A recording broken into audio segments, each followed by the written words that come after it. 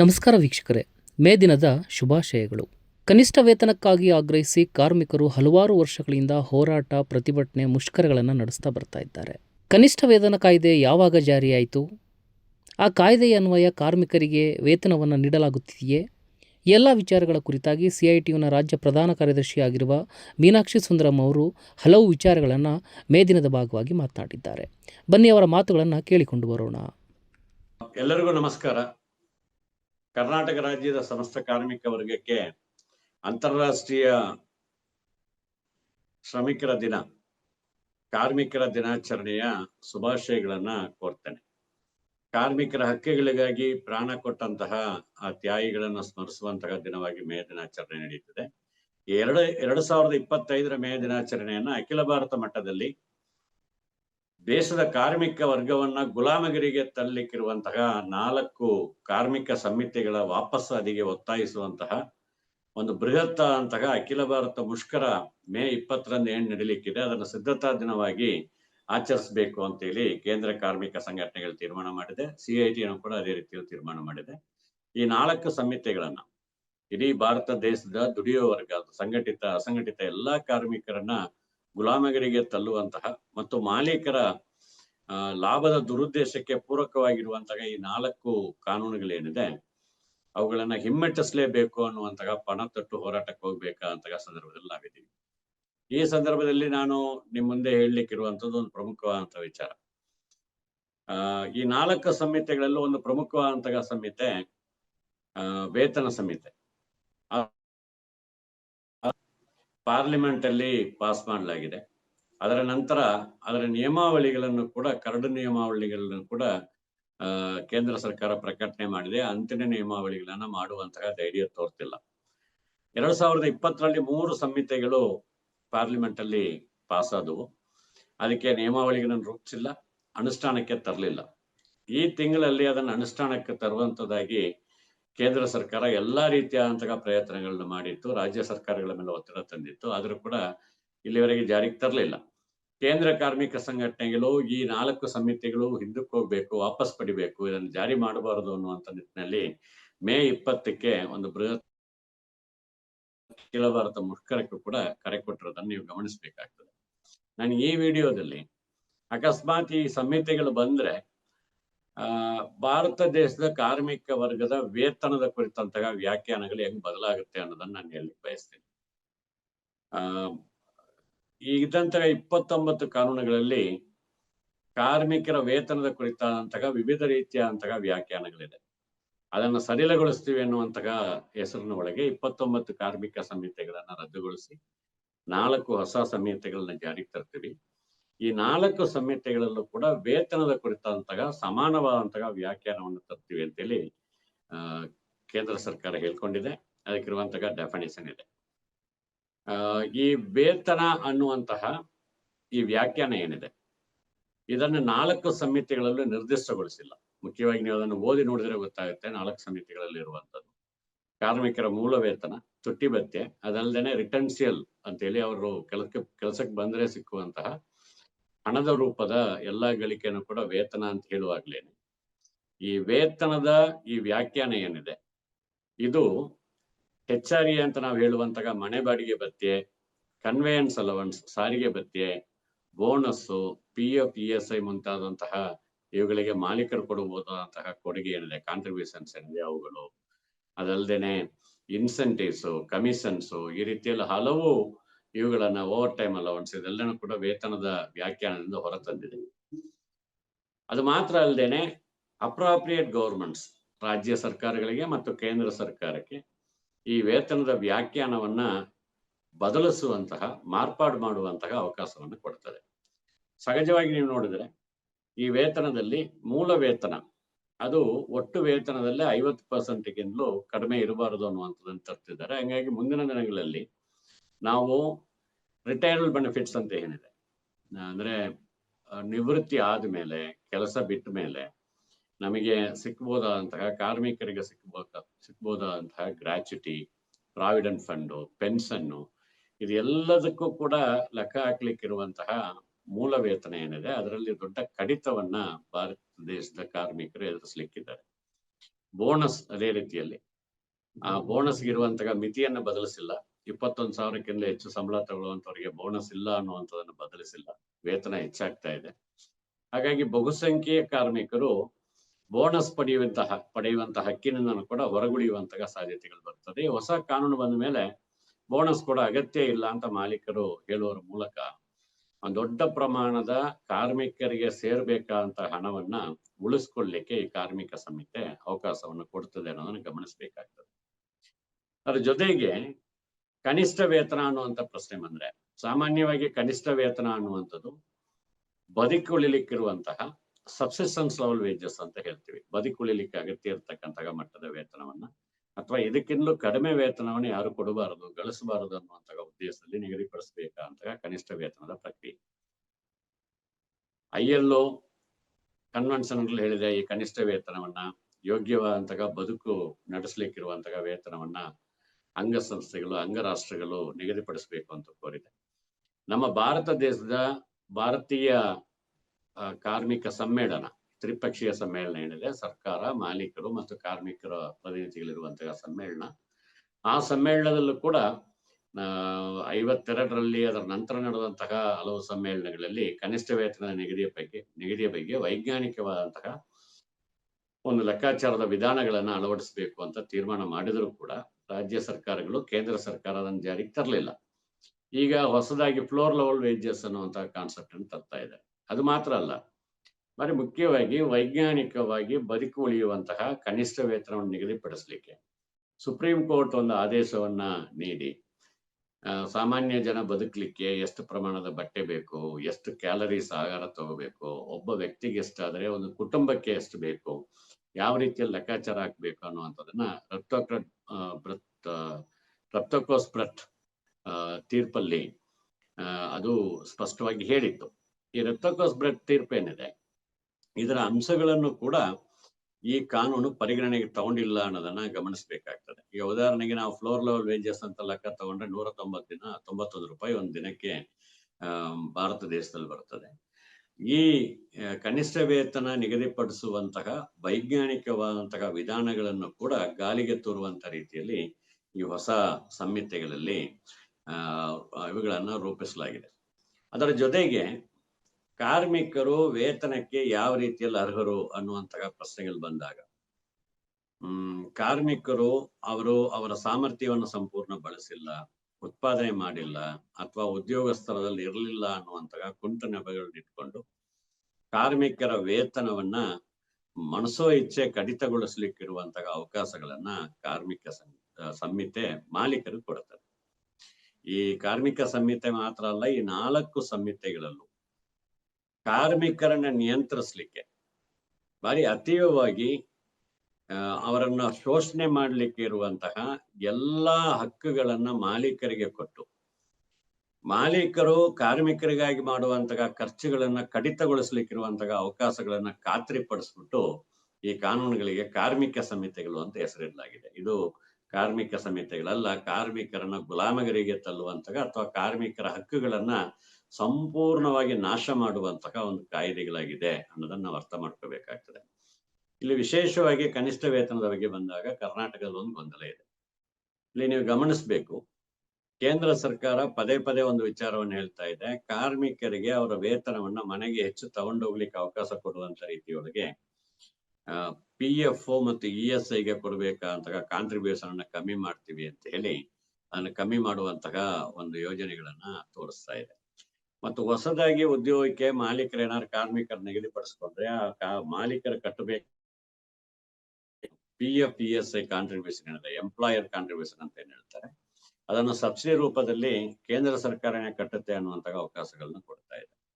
ಹಾಗಿದ್ರೂ ಕೂಡ ಕನಿಷ್ಠ ವೇತನದ ಹೆಚ್ಚಳದ ಪ್ರಶ್ನೆ ಬಂದಾಗ ಇಡೀ ಮಾಲೀಕರು ಅದನ್ನ ದೊಡ್ಡ ರೀತಿಯಲ್ಲಿ ವಿರೋಧ ಮಾಡ್ತಿದ್ದಾರೆ.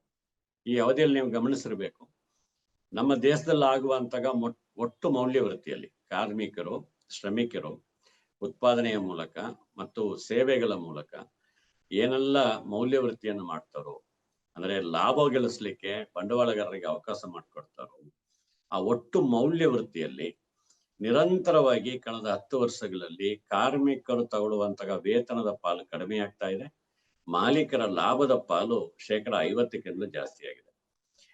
ಕಾರ್ಮಿಕರ ವೇತನದ ಪಾಲು ಕೇವಲ 17%, 16%ಗೆ ಇಳಿತಾ ಇದೆ. ಅದು 35%, 38% ಇದ್ದಿದ್ದು ಕಾರ್ಮಿಕರ ವೇತನಕ್ಕಾಗಿ ಮಾಡುವಂತಹ ಖರ್ಚನ್ನ ವ್ಯವಸ್ಥಿತವಾಗಿ ಮಾಲೀಕರು ಕಡಿಮೆ ಮಾಡೋದನ್ನ ನೋಡ್ತಾ ಇದ್ದೀವಿ.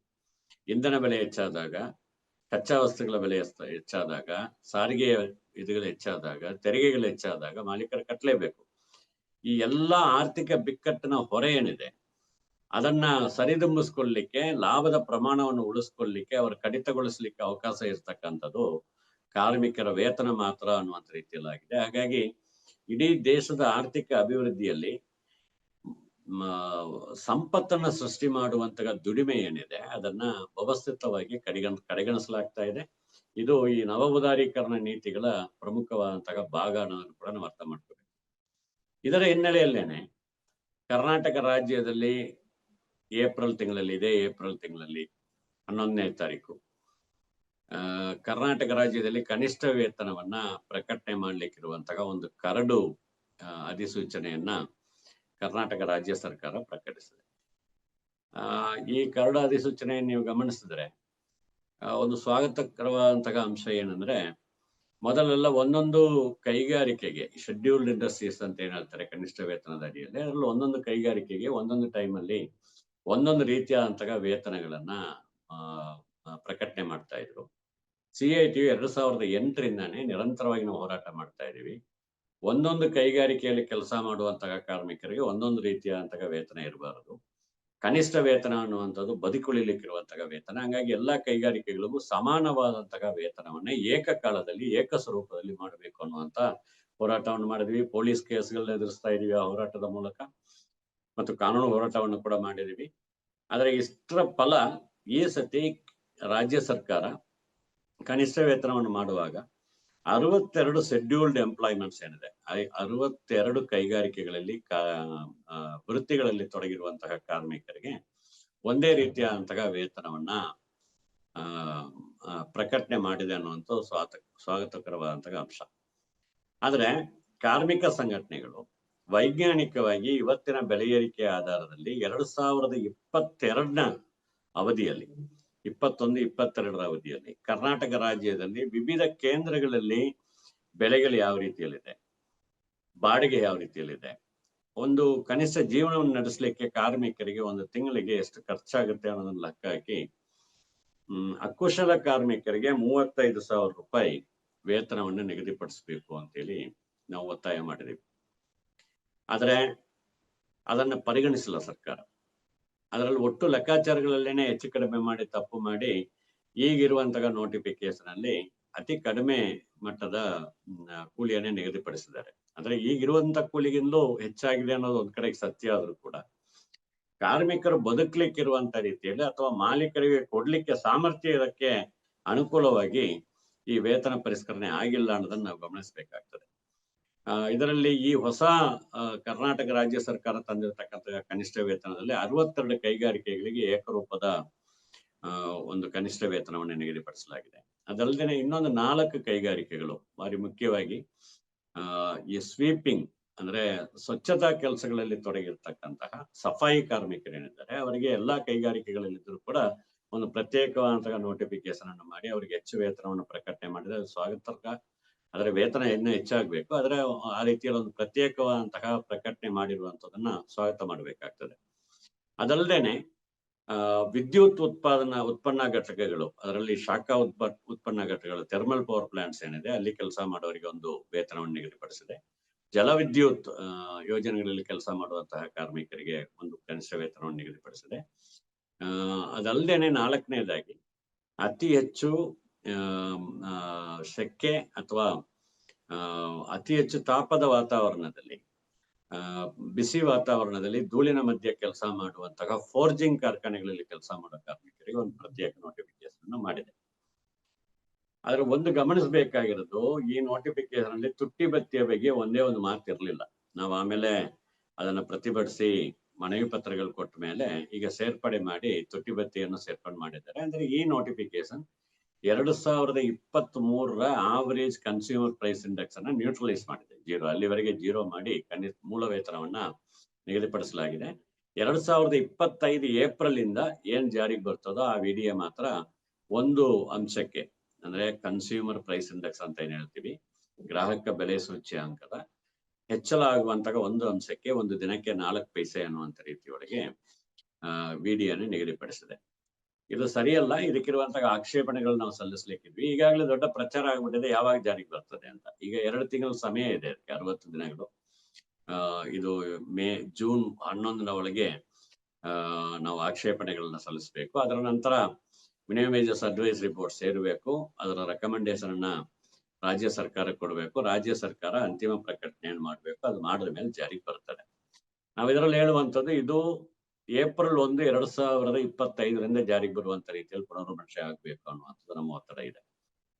ಇದರಲ್ಲಿ ಇರುವಂತಹ ಅಪಾಯಕಾರಿ ಅಂತ ಅಂಶ ಏನಿದೆ ಅಂದ್ರೆ, ಇನ್ನೊಂದು 19 ಕೈಗಾರಿಕೆಗಳನ್ನ ಹೊಸದಾಗಿ ಈ ಪಟ್ಟಿಯಲ್ಲಿ ಸೇರ್ಪಡೆ ಮಾಡಲಿಕ್ಕೆ ನೋಟಿಫಿಕೇಶನ್ ಮಾಡಿದೆ. ಅದಲ್ಲದೆ ಇನ್ನೊಂದು 19 ಕೈಗಾರಿಕೆಗಳಿಗೆ ಮಾಲೀಕರು ಅಲ್ಲಿರುವಂತಹ ಕಾರ್ಮಿಕ ಸಂಘಟನೆಗಳು ಮಿನಿಮಮ್ ವೇಜಸ್ ಅಡ್ವೈಸರಿ ಬೋರ್ಡ್ ಅಲ್ಲದೇನೆ ಏನಿದೆ ಕನಿಷ್ಠ ವೇತನ ಕಾಯ್ದೆ, ಅದರ ಅಡಿಯಲ್ಲಿ ವೇತನವನ್ನು ನಿಗದಿಪಡಿಸಲಿಕ್ಕೆ ಪ್ರಯತ್ನವನ್ನ, ಅದಕ್ಕಿರುವಂತಹ ಅಧಿಕಾರವನ್ನ ರಾಜ್ಯ ಸರ್ಕಾರ ಕೊಡಿಸ್ಕೊಂಡಿದೆ. ಇದನ್ನು ನಾವು ತೀವ್ರವಾಗಿ ವಿರೋಧಿಸ್ತೇವೆ. ಪೈವನ್ಯ ಮೂಲಕ ಕನಿಷ್ಠ ವೇತನ ನಿಗದಿಪಡಿಸುವಂತಹ ಪ್ರಕ್ರಿಯೆ ತುಂಬಾ ಅಪರೂಪದ ಸಂಗತಿಗಳಲ್ಲಿ ಒಂದಾಗಿರ್ಬೇಕು ವಿನಃ ಅದಕ್ಕೆ ಕೆಲವು ಕೈಗಾರಿಕೆಗಳಿಗೆ ಪೈವನ್ಯ ಆಧಾರದಲ್ಲೇನೆ ನಾವು ಕನಿಷ್ಠ ವೇತನವನ್ನು ನಿಗದಿಪಡಿಸ್ತೀವಿ ಅನ್ನುವಂಥ ರೀತಿಯೊಳಗೆ ಸರ್ಕಾರನೇ ಅದಕ್ಕೆ ಅಧಿಕಾರವನ್ನ ಮೊಡಕುಗೊಳಿಸ್ಕೊಳ್ಳುವಂಥದ್ದೇನಿದೆ ಅದು ಆರೋಗ್ಯಕರವಾದಲ್ಲ. ಹಲವಾರು ಮಾಲೀಕರು ನಮ್ಮ ಕೈಗಾರಿಕೆಗೂ ಆ ವಿಶೇಷ ಅಂತಸ್ತನ್ನು ಕೊಡಿ ಅಂತೇಳಿ ಇಡೀ ಕನಿಷ್ಠ ವೇತನದ ಪ್ರಕ್ರಿಯೆಯನ್ನೇ ಸಡಿಲಗೊಳಿಸ್ತಾರೆ. ಮಾತ್ರ ಅಲ್ಲ, ಈಗಿರುವಂತಹ ಚಾಲ್ತಿಯಲ್ಲಿರುವಂತಹ ಕನಿಷ್ಠ ವೇತನಕ್ಕಿಂತಲೂ ಕಡಿಮೆ ವೇತನವನ್ನು ನಿಗದಿಪಡಿಸ್ಲಿಕ್ಕೆ ಪ್ರಯತ್ನ ಮಾಡ್ತಾರೆ. ಅಂತ ಒಂದು ಕುತಂತ್ರದಲ್ಲಿ ಗಾರ್ಮೆಂಟ್ಸ್ ಕೈಗಾರಿಕೆಯ ಮಾಲೀಕರು ಗಂಭೀರವಾಗಿ ಇಳಿದಿದ್ದಾರೆ. ಅವರಿಗೆ ವೇತನವನ್ನು ಕಡಿತಗೊಳಿಸಬೇಕು ಅನ್ನುವಂತಹ ಒತ್ತಡವನ್ನು ಹೇರಿ ಈಗ ಕಡಿಮೆ ವೇತನವನ್ನು ಪ್ರಕಟಣೆ ಮಾಡ್ಲಿಕ್ಕಿರುವಂತಹ ಪ್ರಯತ್ನಗಳನ್ನ ಮಾಡಲಾಗಿದೆ. ಈಗ ಆಲ್ರೆಡಿ ಒಂದ್ಸತಿ ಆ ರೀತಿಯಲ್ಲಿ ಮಾಡಿ ಹೈಕೋರ್ಟ್ ಅದಕ್ಕೆ ಚೀಮಾರಿ ಹಾಕಿ ಅದನ್ನ ರದ್ದುಪಡಿಸಿರುವಂತದ್ದು ಕೂಡ ನಾವು ಗಮನಿಸಬೇಕು. ಅದೇ ರೀತಿಯಲ್ಲಿ ಬಿಡಿ ಮತ್ತು ಪ್ಲಾಂಟೇಶನ್ ಮಾಲೀಕರು ಅದೇ ರೀತಿಯಾದಂತಹ ಪ್ರಯತ್ನವನ್ನು ಮಾಡ್ತಿದ್ದಾರೆ. ಟೆಕ್ಸ್ಟೈಲ್ ಮಾಲೀಕರು ಅದೇ ರೀತಿಯಾದಂತಹ ಪ್ರಯತ್ನವನ್ನು ಮಾಡ್ತಾ ಇದ್ದಾರೆ. ಇದು ಎಲ್ಲದರಲ್ಲೂ ಕೂಡ ಅತಿ ಹೆಚ್ಚು ಲಾಭ ಗಳಿಕೆಗೆ, ಅತಿ ಹೆಚ್ಚು ಶ್ರಮಿಕರನ್ನ ತೊಡಗಿಸಿಕೊಳ್ಳುವಂತಹ ಕೈಗಾರಿಕೆಗಳಾಗಿರುವುದರಿಂದ ಇವರಿಗೆ ವಿಶೇಷ ವಿನಾಯಿತಿಯನ್ನ ರಾಜ್ಯ ಸರ್ಕಾರ ಕೊಡಬಾರದು ಅಂತೇಳಿ ನಾವು ಒತ್ತಾಯ ಮಾಡ್ತಾ ಇದ್ದೀವಿ. ಹಾಗಾಗಿ ವೈಜ್ಞಾನಿಕವಾಗಿ ಕನಿಷ್ಠ ವೇತನವನ್ನು ನಿಗದಿಪಡಿಸುವಂತಹ ಹಕ್ಕನ್ನು ಉಳಿಸ್ಕೊಳ್ಳಿಕ್ಕಾಗಿ ಹೋರಾಟ ಮುಂದುವರಿಬೇಕಾಗ್ತದೆ. ಇಲ್ಲಿ ನಾವು ಗಮನಿಸಬೇಕಾಗಿರೋದು, ಈಗಿರುವಂತಹ ಕಾನೂನುಗಳ ಅಡಿಯಲ್ಲೇನೆ ಚಾಲ್ತಿಯಲ್ಲಿರುವಂತಹ ಬೆಲೆ ಏರಿಕೆಗೆ ಅನುಗುಣವಾದಂತಹ ವೇತನವನ್ನು ನಿಗದಿಪಡಿಸದೆ ಅತಿ ಕಡಿಮೆ ವೇತನವನ್ನು ನಿಗದಿಪಡಿಸುವಂತಹ ಪ್ರಕ್ರಿಯೆಗಳು ನಡೆಯುವಾಗ ಈ ಕಾರ್ಮಿಕ ಸಂಹಿತೆ ಏನಾದ್ರು ಜಾರಿಗೆ ಬಂದ್ರೆ ವೇತನ ಪಡೆಯುವಂತಹ ಹಕ್ಕನ್ನು ನಾವು ಕಳ್ಕೋಬೇಕಂತ ಪರಿಸ್ಥಿತಿ ಬರ್ತದೆ. ಇದಲ್ದೇನೆ ಈ 3 ಕಾರ್ಮಿಕ ಕಾನೂನುಗಳಲ್ಲೂ ಕೂಡ ನಿಗದಿತವಾಗಿ ಹೇಳುವಂಥದ್ದು, ಇನ್ನು ಮುಂದೆ ಕಾಯಂ ಕಾರ್ಮಿಕರನ್ನ ಕೆಲಸಕ್ಕೆ ಇಟ್ಕೋಬೇಕಂತ ಅಗತ್ಯನೇ ಇಲ್ಲ ಬಂಡವಾಳಗಾರರಿಗೆ. ಕಾಯಂ ಕಾರ್ಮಿಕರ ಸಂಖ್ಯೆ ತೀವ್ರವಾಗಿ ಕಮ್ಮಿ ಆಗುತ್ತೆ. ಗುತ್ತಿಗೆ ಕಾರ್ಮಿಕರು ಇರೋದಿಲ್ಲ. ಬಾರಿ ಇಂಟ್ರೆಸ್ಟಿಂಗ್ ಅದು ಗಮನಿಸ್ಬೇಕು. ಗುತ್ತಿಗೆ ಕಾರ್ಮಿಕರಾದ್ರೆ ಯಾವ್ದಾದ್ರು ಒಂದು ಕಾನೂನುಗಳು ಅವರಿಗೆ ಅನ್ವಯ ಆಗ್ತದೆ. ಈಗ ಗುತ್ತಿಗೆ ಕಾರ್ಮಿಕರು ಇಲ್ಲದೇನೆ ನಿಗದಿತ ಅವಧಿ ಫಿಕ್ಸಡ್ ಟರ್ಮ್ ಕಾರ್ಮಿಕರು, ಆನ್ ಜಾಬ್ ಟ್ರೈನಿಗಳು, ಅಪ್ರೆಂಟಿಸ್ಗಳು, ಈ ರೀತಿಯಲ್ಲಿ ವಿವಿಧ ಸ್ಕೀಮ್ಗಳ ಆಧಾರದಲ್ಲಿ ಭಾರತ ದೇಶದ ಯುವ ಜನತೆಯ ಭವಿಷ್ಯವನ್ನು ಕತ್ತಲಿಗೆ ತಳ್ಳುವಂತಹ ಪ್ರಯತ್ನ ಇವತ್ತು ನಡೀತಾ ಇದೆ. ಭಾರತ ದೇಶದಲ್ಲಿ ಹುಟ್ಟಿದಂತಹ ಕಾರ್ಮಿಕರಿಗೆ ಕಾಯಂ ಸ್ವರೂಪದ ಕೆಲಸ ಇಲ್ಲ ಅಂತ ಹೇಳಿ ಪ್ರಕಟಣೆ ಮಾಡೋದು ಈ 4 ಕಾನೂನುಗಳು. ಹಾಗಾಗಿನೇ CIT ನಾವು ಬಯಸೋದು ಈ 4 ಹೇಳಲಿಕ್ಕೆ ಬಯಸೋದು, ಈ 4 ಕಾರ್ಮಿಕ ಕಾನೂನುಗಳಿದೆಯಲ್ಲ, ಇದು ಕಾರ್ಮಿಕ ಸಂಹಿತೆ ಅಲ್ಲ. ಕಾರ್ಮಿಕರಿಗೆ ಮರಣದಂಡನೆ, ಕಾರ್ಮಿಕರ ಹಕ್ಕುಗಳನ್ನ ಸಂಪೂರ್ಣ ನಾಶ ಮಾಡುವಂತಹ ಒಂದು ಕುತಂತ್ರ. ಇದರ ವಿರುದ್ಧ ಮೇ 20 ನಡೆಯುವಂತಹ ಮುಷ್ಕರವನ್ನ ಯಶಸ್ಸುಗೊಳಿಸ್ಲಿಕ್ಕೆ ಎಲ್ಲರೂ ಕೂಡ ನಾವು ಒಂದಾಗಬೇಕು. ಈ ಕನಿಷ್ಠ ವೇತನ ಇರಲಿ, ವೇತನ ಪಡೆಯುವಂತಹ ಹಕ್ಕು, ನಾವು ಮಾಡುವಂತಹ ದುಡಿಮೆಗೆ ತಕ್ಕಂತ ರೀತಿಯಲ್ಲಿ ಮಾಡುವಂತಹ ನಮ್ಮ ಮೌಲ್ಯ ಹೆಚ್ಚಳ ಏನಿದೆ, ನಮ್ಮ ದುಡಿಮೆಯಿಂದ ಬರುವಂತಹ ಪ್ರತಿಫಲ ಏನಿದೆ, ಅದರ ಪಾಲನ್ನ ಸಮಾಜಕ್ಕೆ ಕೊಡಬೇಕು. ಅದು ವೇತನ ರೂಪದಲ್ಲಿ ಕೊಡ್ಲಿಕ್ಕಾಗ್ಬೇಕು. ಈ ದೇಶ 2ನೇ ಅತಿ ದೊಡ್ಡ ಜನಸಂಖ್ಯೆ ಇರುವಂತಹ ದೇಶ ಜಗತ್ತಿನ ಒಳಗೆ.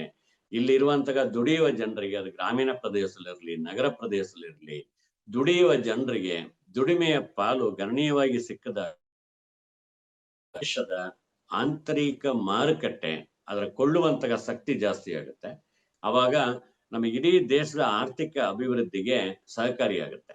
ಇದು ಕೇವಲ ವಿದೇಶಕ್ಕೆ ರಫ್ತು ಮಾಡುವಂತಹ ಆರ್ಥಿಕತೆಯಾಗಿ ಬದಲಾವಣೆ ಆಗಬಾರದು. ನಾವು ಉತ್ಪಾದನೆ ಮಾಡುವಂಥದನ್ನ ನಾವೇ ಬಳಕೆ ಮಾಡುವಂತಹ ಅಥವಾ ಸಂಪೂರ್ಣವಾಗಿ ಉಪಯೋಗಿಸುವಂತಹ, ಕನ್ಸ್ಯೂಮ್ ಮಾಡುವಂತಹ, ಗ್ರಹಿಸುವಂತಹ ಸಾಮರ್ಥ್ಯವನ್ನ ನಮ್ಮ ಭಾರತ ದೇಶದ ಆರ್ಥಿಕತೆಗೆ ಖಾತ್ರಿಪಡಿಸಬೇಕು ಅಂತಾದ್ರೆ ದುಡಿಯುವ ಜನರ ವೇತನದ ಹಕ್ಕು ಇದನ್ನ ಖಾತ್ರಿಪಡಿಸ್ಲಿಕ್ಕೆ, ಇದನ್ನ ರಕ್ಷಣೆ ಮಾಡ್ಲಿಕ್ಕೆ ಕಾನೂನುಗಳು ಸಹಕಾರಿಯಾಗಬೇಕೆ ವಿನಃ ವೇತನ ಕೇಳುವುದೇ ಅಪರಾಧ ಅನ್ನುವಂಥ ರೀತಿಯಾದಂತಹ ಮಟ್ಟಕ್ಕೆ ಕಾರ್ಮಿಕರನ್ನ ನೋಡ್ಕೊಳ್ಳುವಂತಹ ಅಥವಾ ಆ ದೃಷ್ಟಿಯಲ್ಲಿ ಕಾರ್ಮಿಕರು ನೋಡುವಂತಹ ಈ ಕಾನೂನು ಏನಿದೆ ಇದನ್ನ ವಾಪಸ್ ಪಡೆಯುವಂತಹ ಒಂದು ಒತ್ತಡವನ್ನ ನಮ್ಮ ದೇಶದ ಕಾರ್ಮಿಕರು ಮಾಡ್ಲಿಕ್ಕೆ ಹೊರಟಿದ್ದಾರೆ. ಮೇ 20 ಚಾರಿತ್ರಿಕವಾದಂತಹ ಅತ್ಯಂತ ಯಶಸ್ವಿ ಮುಷ್ಕರವಾಗಿದೆ. ಈ ಮುಷ್ಕರವನ್ನು ಯಶಸ್ಸುಗೊಳಿಸ್ಲಿಕ್ಕೆ ದೇಶದ ಕಾರ್ಮಿಕ ವರ್ಗ ಮತ್ತು ನಾಗರಿಕರು ಮತ್ತು ಜವಾಬ್ದಾರಿಯುತ ಇರತಕ್ಕಂತಹ ಪ್ರಜೆಗಳು, ದೇಶದ ಪ್ರಜೆಗಳು ಈ ಸರ್ಕಾರದ ಈ ಪಿತೂರಿ ಏನಿದೆ, ಕಾರ್ಪೊರೇಟ್ ಮತ್ತು ಈ ಕೋಮುವಾದಿ ಮೈತ್ರಿಕೂಟದ ನೀತಿಗಳೇನಿದೆ ಇದನ್ನು ಹಿಮ್ಮೆಟ್ಟಿಸ್ಲಿಕ್ಕೆ ಸಹಕಾರಿಯಾಗಬೇಕು ಅಂತ ವಿನಂತಿ ಮಾಡ್ಕೊಳ್ತೇನೆ.